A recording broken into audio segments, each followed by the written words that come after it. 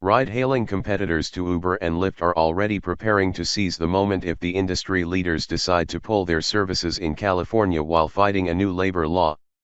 Last week, top executives at Uber and Lyft said, if forced to comply with the ruling, they would likely have to suspend service in the state while reworking their businesses around the law. Such a decision could leave room for many new competitors and even taxi drivers to step in to fill the void. Ride-hailing competitors to Uber and Lyft are already preparing to seize the moment if the industry leaders decide to pull their service in California while fighting a new labor law. That decision could come as soon as this week, when a stay on a preliminary injunction requiring Uber and Lyft to reclassify their drivers as employees is set to expire. The companies are appealing to a higher court to overturn the ruling or at least extend the stay. Last week, top executives at Uber and Lyft said that, if forced to comply with the ruling, they'd likely have to suspend service in the state while reworking their businesses around the law.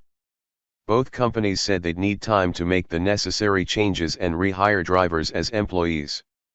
They have since been warning users in California of the potentially imminent shutdown. That move could help Uber and Lyft at the ballot box if consumers lament their absence enough to approve a proposition that would carve out their businesses from the new state labor law, UB 5. The law aimed to classify gig workers as employees, requiring their employers to pay benefits and unemployment insurance they otherwise wouldn't. But, once passed, Uber and Lyft claimed it shouldn't apply to them, prompting California's Attorney General and 3 city attorneys to sue the firms for misclassifying workers. If they leave California, Uber and Lyft risk losing market share in the country's most populous state, which is also the home of many sources of venture capital. Several competitors have already taken notice and are accelerating plans to enter the market. Even the taxi industry, long derided by Uber and Lyft in the early days of their services, could be positioned for something of a comeback. Start UPS prepare to swoop in. At least 2 Start UPS that spoke with CNBC are accelerating their plans to enter California in light of Uber and Lyft's potential retreat. Alto, a Texas-based rideshare service, had planned to expand to California by early 2021. CEO Will Coleman said Alto now hopes to be there no later than early November. Alto has had an employee-based driver model since its inception, lowering the regulatory hurdles it will have to jump to get set up in California. Coleman said the model allows Alto to better control the rider experience, which is especially important for cleaning procedures related to COVID-19. The reality is that having W-2 workers is actually significantly more innovative than having contractors in the transportation space, Coleman said, noting that most taxi drivers have traditionally been independent. Fundamentally, what we can control is actually the most important part of our business, which is supply. The challenge that Uber and Lyft have with independent contractors is that they have zero control over their supply. Coleman said Uber and Lyft's extra supply benefits consumers through low prices, but it drives down pay for workers and leads to an excess of cars on the roads.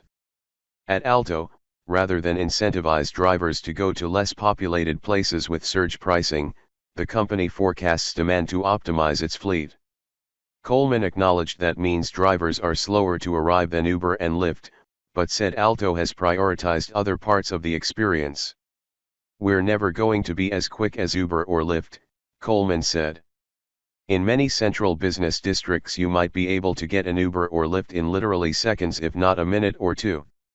We don't optimize for that. We tell our customers, look, expect us to be there in 10 minutes no matter what. And we deliver on that promise like 99% of the time. Another startup, Arcade City, is no stranger to swooping into cities in a standoff with the ride-hailing leaders. It grew its cooperative rideshare model in Austin when Uber and Lyft briefly left due to stricter background check requirements they argued would add bureaucracy to their sign-up process. Arcade City was born out of a Facebook group where riders and drivers could connect with the freedom to negotiate prices. They've since tried to expand to the Philippines and Brazil during other regulatory pushes. Arcade City founder Christopher David said he's preparing to sign up drivers in California with a new app.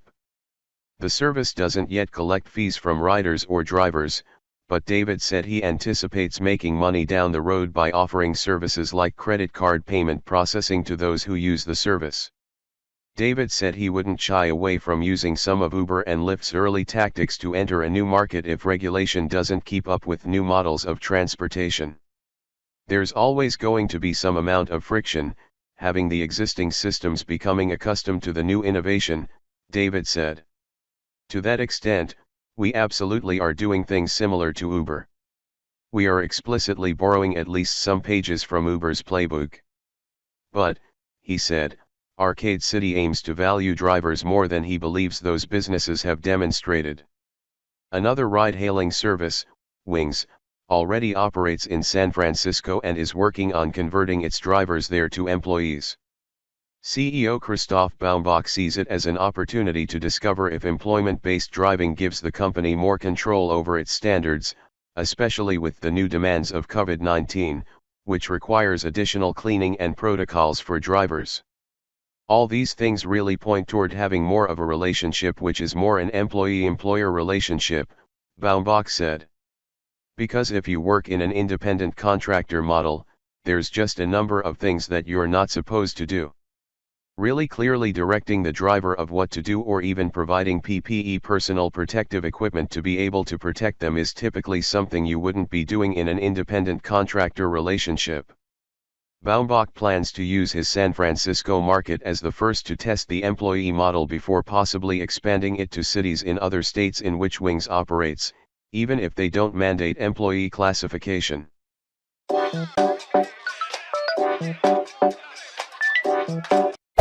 Hey there.